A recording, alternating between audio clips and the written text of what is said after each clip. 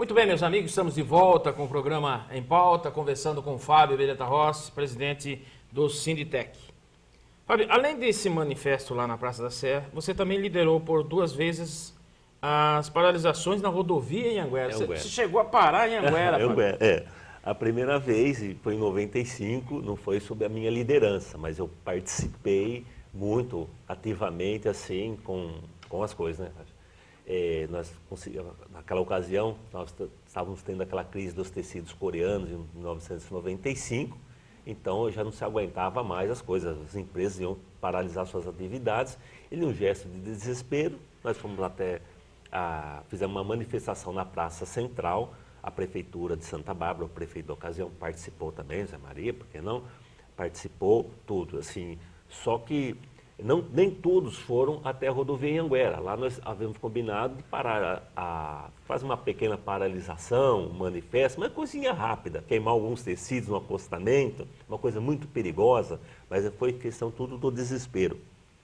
E fomos até lá. Só que chegando lá, para nossa surpresa, havia já a tropa de choque de Campinas para limpar a rodovia. Isso parece que me pareceu assim, que mexeu com o ego das pessoas que queriam paralisar e se sentiu, na verdade, confrontado com a polícia, uma verdadeira afronta. Daí chamamos, foi o prefeito de Americana, tentou intermediar, e eu estava perto ali. Mas mesmo assim, até eu ali perto eu não entendi o que o prefeito, o comandante, autorizou a entrada na pista ou não, se era de carro ou era mesmo a pé. Então, houve um mal-entendido e todo mundo invadiu a pista, pensando que a pista havia sido liberada. Daí começou aquela pancada aí. Você chegou a levar borrachada? Eu levei borrachada, sempre gosto de falar. Os policiais atiravam bombas e uma hora eu fui empurrar o vereador de Americana, o Chicone. Eu ajudar a empurrar para subir o barranco, que a polícia estava descendo a porrete lá. E o policial jogou uma bomba em cima de mim do tamanho de uma dinamite. Quando eu vi aquilo, eu fiquei desesperado, eu não sabia. Atrás de mim tinha o barranco, para frente não podia ir, que o pessoal estava com aqueles escudos ali. Eu chutei a bomba. Eu falei assim, que eu chuto que eu nunca mais vou acertar na vida. Eu mais ou menos tampei o rosto e chutei a bomba. A bomba entrou entre o escudo e o capacete do policial, explodiu justo em cima do policial. Daí os colegas deles, me marcaram, foram para cima de mim, sem dó, sem piedade, e mandaram vivo.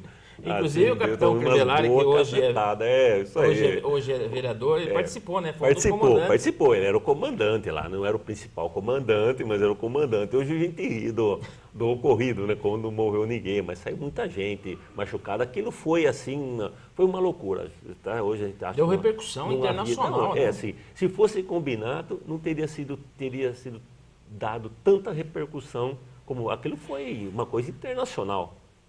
Saiu, nós tivemos um parente meu na Itália que ligou quando visitou a Americana, ligou para nós, saber o que havia acontecido nas coisas. Porque o mundo todo já se preocupava com essas coisas de importações. Então, serviu de gancho para muita coisa. Mas o movimento... Valeu a pena? Valeu a pena. Logo depois desse borrachada que você levou. Movimento, lógico, nós conseguimos tirar a ministra Doroteia do Ministério do Desenvolvimento, assumiu o ministro Dornelles e logo em 10, 15 dias o Dornelles já começou por sobretaxas até de 70% sobre os produtos importados.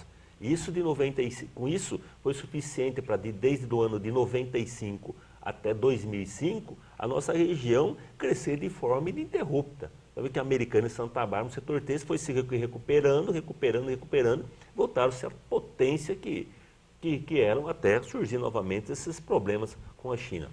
E a outra paralisação... 2009. Foi em 2006. 2006. Foi em 2006. Foi em 2006,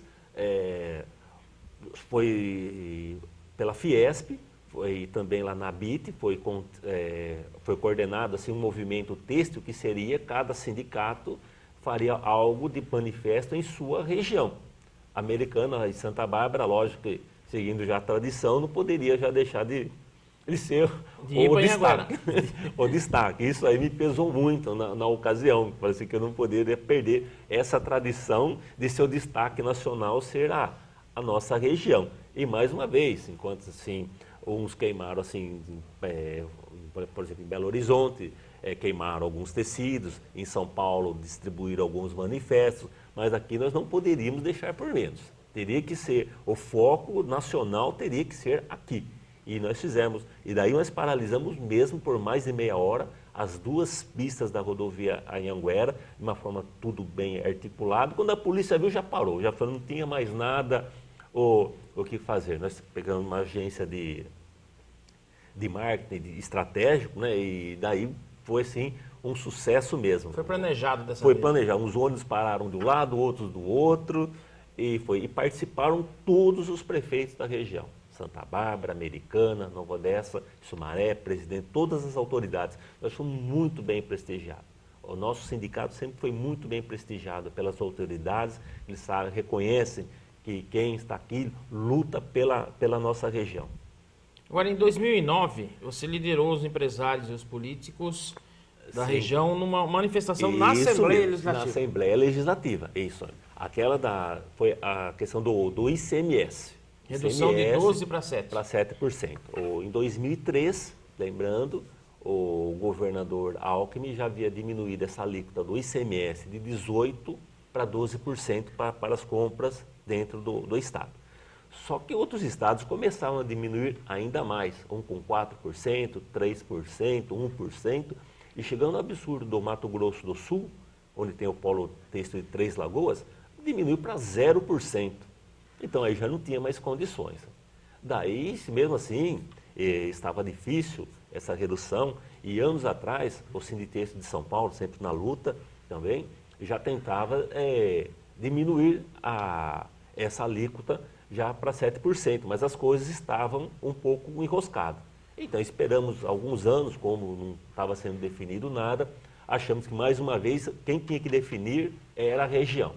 Era a região aqui, falei, tinha que fazer a manifestação, então já começamos a convocar o pessoal, já começamos a fazer manifestações dentro da própria Assembleia Legislativa, utilizando a Frente Parlamentar em Defesa da Indústria Têxtil, que havia sido fundada e também não fazia nada. Chegamos nos deputados e falamos que a hora era agora.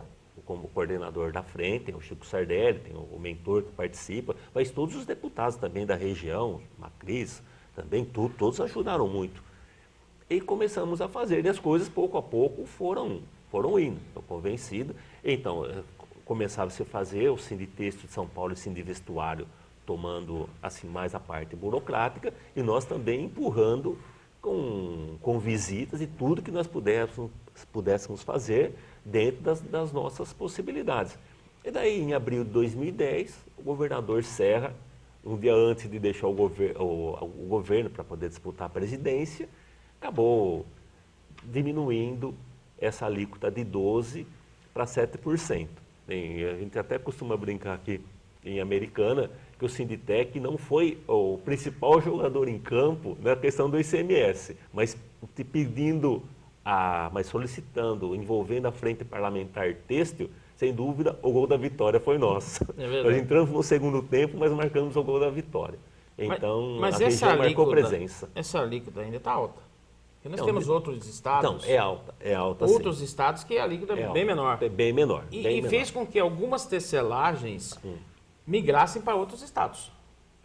As grandes potências, fora outras alíquotas, assim, trabalham a 0%, e tem muitas empresas que, quando diminuímos para 7%, engavetaram seus planos de se transferir do estado de São Paulo para principalmente Mato Grosso do Sul, mas já começam a se mexer novamente, porque os outros estados estão sempre dando incentivos para o setor têxtil. Eles sabem a importância que tem o setor têxtil para o faturamento e principalmente para o emprego da região.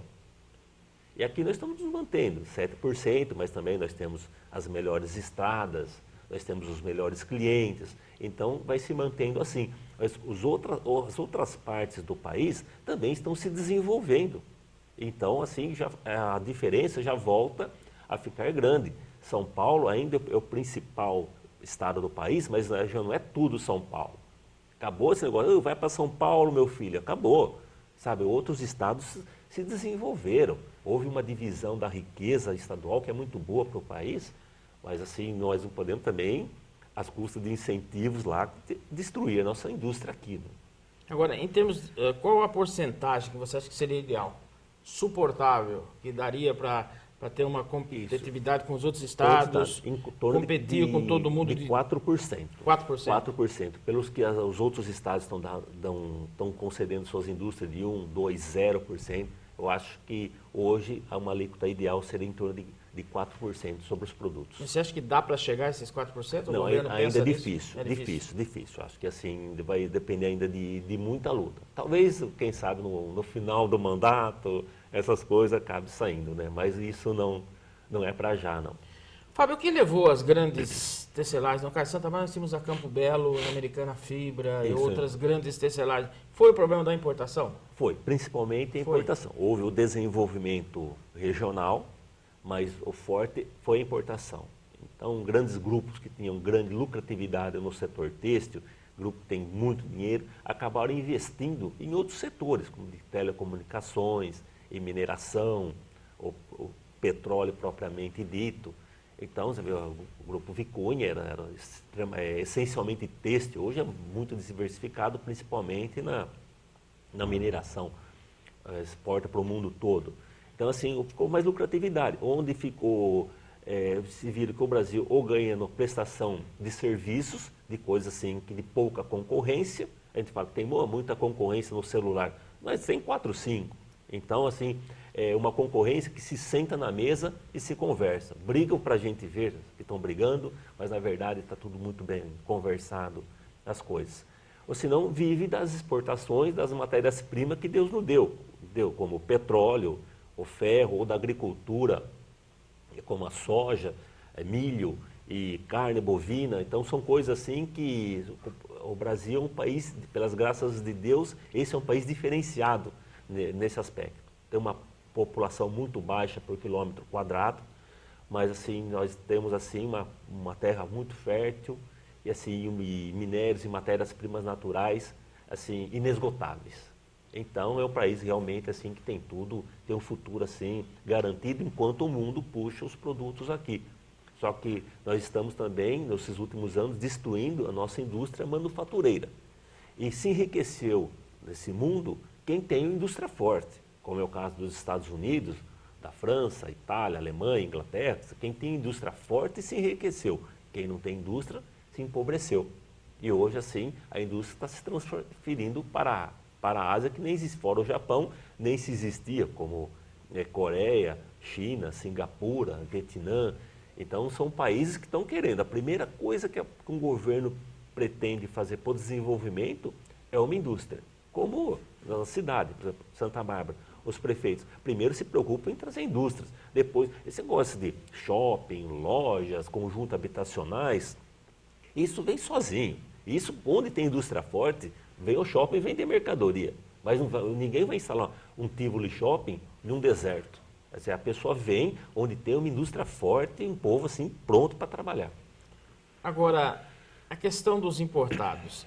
Lá fora os encargos trabalhistas praticamente não existem. Não, dos nossos concorrentes. E no nosso país, a questão que os empresários sempre batem nessa tecla, a questão dos encargos trabalhistas. Nós temos aqui, é completamente diferente a estrutura nossa de custos assim, tributários, ambientais, trabalhistas, aqui tudo é muito caro. O Brasil vem viabilizando a sua indústria através desses encargos. Então, você vê, uma carga tributária na China que não chega a 10%, 12%, ainda com os seus incentivos, aqui nós temos uma carga tributária no Brasil de 40%, sendo que nos têxteis está comprovado que a carga é de 60%, como de alguns produtos primários, como comida, são 15% ou 20%, então dá uma média de 40%, mas os têxteis são de 60%, um absurdo. E um funcionário, você tem o valor de 2, né? Porque assim, tem isso, tem os direitos trabalhistas, mas tem também as taxas previdenciárias. A parte patronal chega a 27% sobre o valor do salário, mais 10% que o trabalhador paga. Isso acumulado chega quase a 37%, quase 40%. A gente vê o desperdício que ocorre na Previdência. Quanta gente assim encostado que tem condições de trabalhar, quanta fraude não acontece nos produtos de remédios, medicamentos nos hospitais. Então, assim, há um desvio, um desperdício muito grande, uma gestão péssima na Previdência, que já é tradicional desde que a Previdência no Brasil existe. Não é no governo nem atual, nem o passado, nem o antepassado. E ninguém se preocupa com isso, desde que existe Previdência aqui, é escândalo, desvio de aposentadorias gigantescas, são fraudes. Então, e sempre com a conivência, às vezes chegando até de ministros, desde o sistema bancário até os ministros. Então, tudo isso, para tapar o rombo da Previdência, tem que taxar quem produz. Então, vai ficando uma carga muito pesada. Por isso que se paga muito e não se vê contrapartida em troca. Com aquilo que o trabalhador paga hoje, mais a empresa paga para ele tinha que ter quase que uma ambulância disponível para a família, porque é demais. A pessoa deixar, uma pessoa que ganha R$2.000, custa para uma empresa mais R$700 só de previdência. Isso é mais do que qualquer plano de saúde, do que qualquer atendimento particular. Inclusive, até os planos de saúde, hoje em dia, você tem que sofrer bastante, né? Você sofre bastante. Nos planos que você está pagando para... Pagando as coisas. É lamentável. Mais um encargo para a empresa. É verdade. Vamos a mais uma parada, já já a gente está de volta com o Em Pauta.